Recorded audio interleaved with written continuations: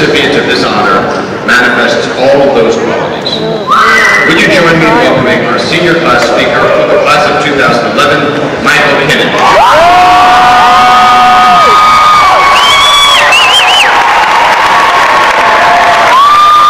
Sorry, he didn't say his name right.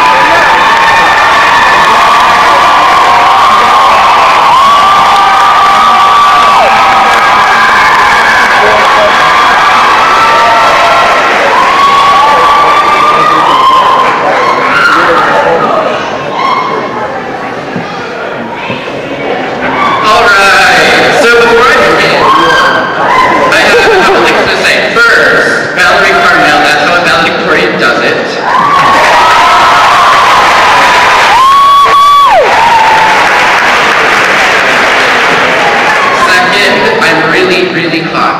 Really hot. And third, I did not. Hi, Armani. Okay, third, I did not take either piece of advice, which were bring water and tissues, because I'm gonna cry. So, that's sweet.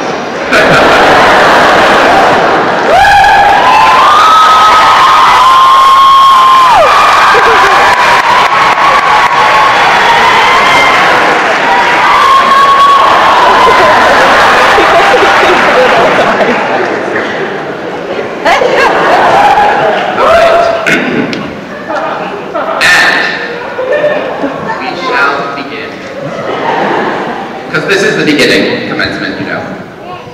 Sorry, Caroline, ad-libbing.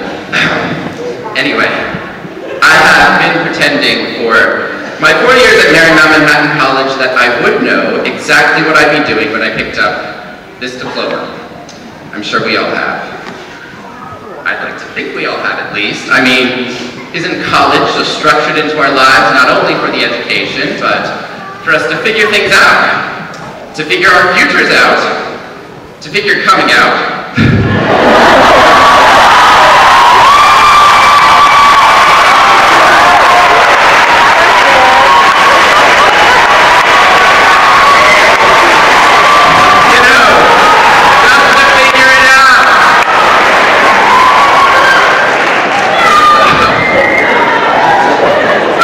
Hi to everyone I don't know, by the way. My name is Michael.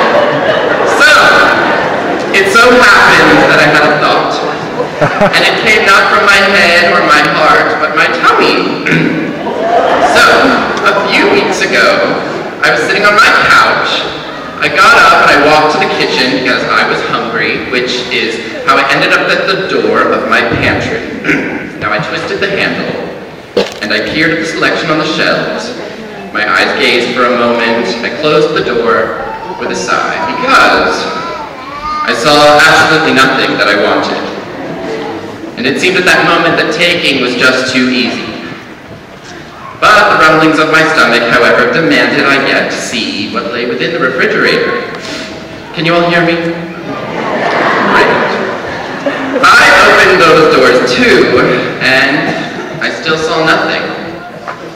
Actually, I saw everything.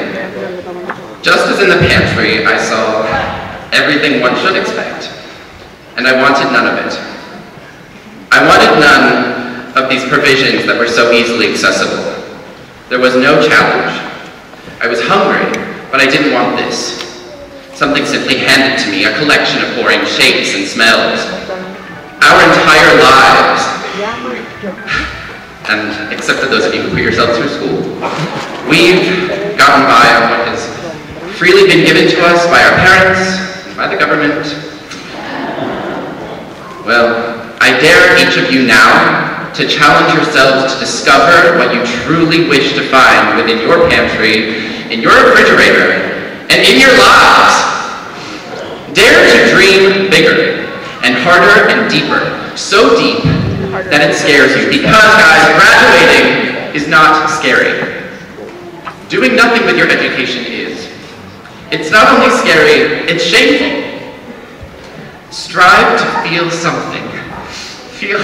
Just feel anything, but never feel satisfied. Okay. Collect myself. As Steve Jobs, the CEO of basically everything, said, only connect the dots looking backward, not looking forward. Don't try to figure your life out now. There is no point. We're basically entering what is likely the last freshman year of our lives. We're babies. And if you look at a baby, you see a complete blank. The world does not expect us to know everything. A person whom I greatly admire, the great Andy Samberg of Saturday Night Live. He said back in 2008, "I'm on a boat, mother effer, don't you ever forget."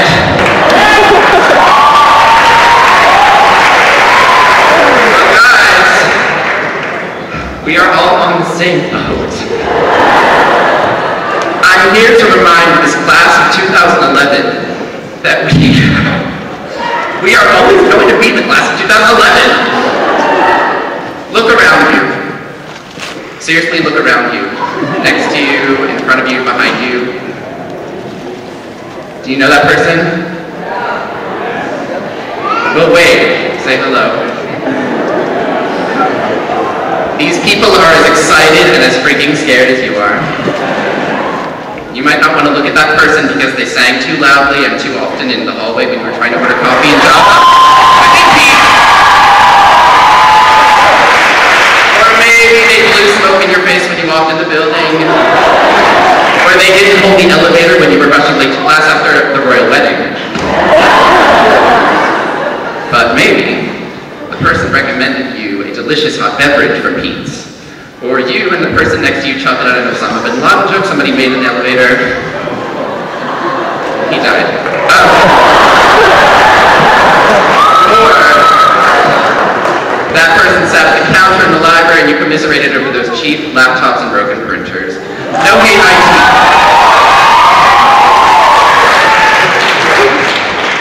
Or perhaps you sat adjacent to one of these strangers in the room.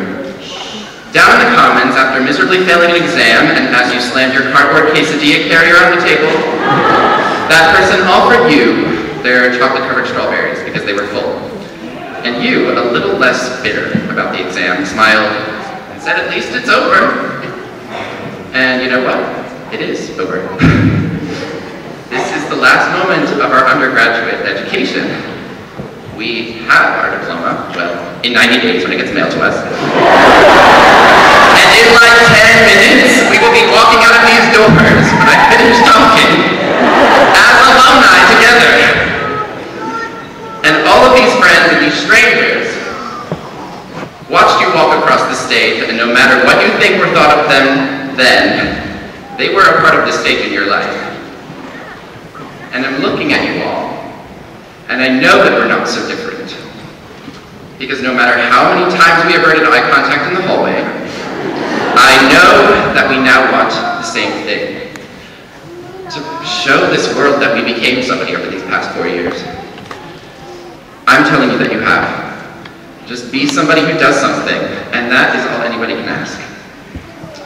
And let's face it, we are all strangers. But strangely, in spite of all of our differences, we experienced the bedbug infestation of freshman year.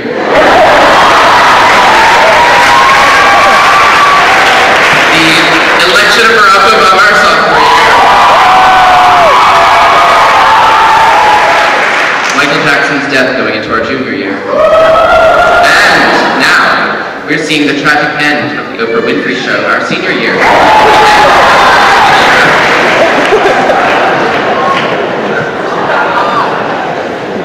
In truth, we haven't even known a world without war since our college careers began.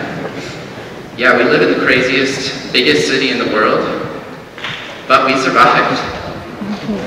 We survived ridiculous tests and choices and gossip through laughter and friendships and a lot of wine.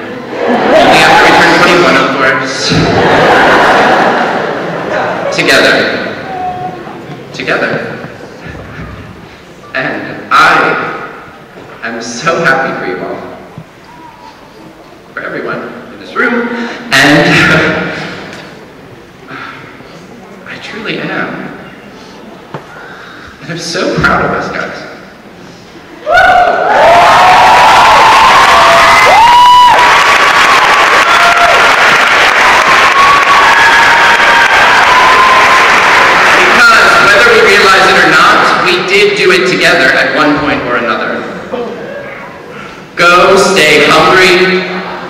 Keep opening pantry doors.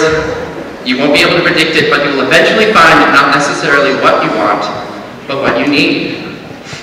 Congratulations to the class of 2011 and everyone else sitting in this room, and thank you all.